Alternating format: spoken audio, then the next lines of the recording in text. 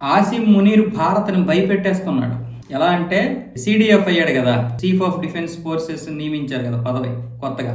రాజ్యాంగాన్ని మార్చేసి పాకిస్తాన్ లో నియమించినటువంటి ఈ యొక్క పదవి వచ్చిన తర్వాత మొదటిసారి ప్రసంగించాడు ఆసిమ్ మునీరు ఏమని ప్రసంగించాడంటే, వీడి మాటలు ఎవడు పాకిస్తాన్ లో వినడం, అందులో మళ్ళీ భారతదేశాన్ని చొప్పిస్తే వింటారు అని, ఈసారి భారతదేశం మాపై దాడి చేస్తే వేరేలా ఉంటది, కాబట్టి భారతదేశం ఊహల్లో ఉండకపోతే మంచిది. ఏదో మమ్మల్ని అది చేసేస్తాం ఇది చేసేస్తాం అనుకుంటుంది, కానీ మా దగ్గర ఇప్పుడు ఉన్నటువంటి పటిష్టమైనటువంటి సైనిక వ్యవస్థ మామూలుగా లేదు, మేము వెంటాడేస్తాం అంటున్నాడు. అంటే పరిగెట్టడానికి కూడా వీడికి సమయం లేదు. మన ఆపరేషన్ సింధూర్లో పారిపోవడానికి ఆప్షన్ లేదు. ఎక్కడ న్యూక్లియర్ ప్లాంట్ మీద దాడి చేస్తుందో భారత్ అని ఒక్కొక్కడికి గులాబ్ జాములు గలగలగల ఆడిపోయాయి.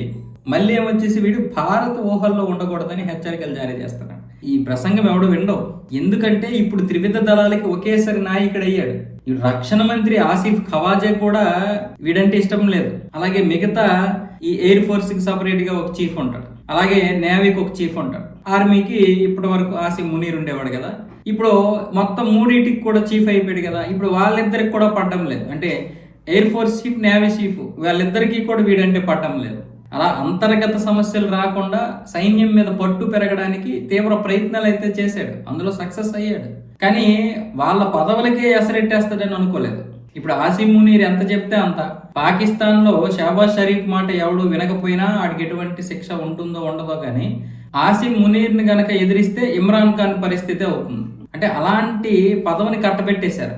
ఆసిమ్ మునీర్ కి ఈ పదవి ఇవ్వడం షహబాజ్ షరీఫ్ కూడా ఇష్టం లేదు, కానీ ఏం చేస్తాడు. షహబాజ్ షరీఫ్కి ఈ పదవి ఈ రోజు కనుక ఇవ్వకపోతే మన వచ్చే జనవరిలో కల్లా తిరుగుబాటు చేసి మొత్తం పాకిస్తాన్ లో ఉన్నటువంటి ప్రభుత్వాన్ని కూల్చేస్తాడు.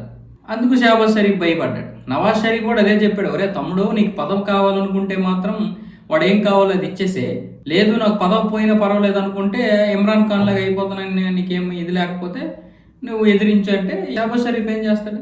షహబాజ్ షరీఫ్కి ఏం చేయడానికి ఆప్షన్ కూడా లేదు. అందుకే అన్న చెప్పినట్లుగా ఆసిమ్ మునీర్కి పవర్ అంతా ఇచ్చేసాడు, పదవి మాత్రమే షహబాజ్ షరీఫ్ది. అలాగుంది పాకిస్తాన్ పరిస్థితి. వీళ్ళేమొచ్చేసి మళ్ళీ భారత్ని బెదిరిస్తున్నారు వీళ్ళు.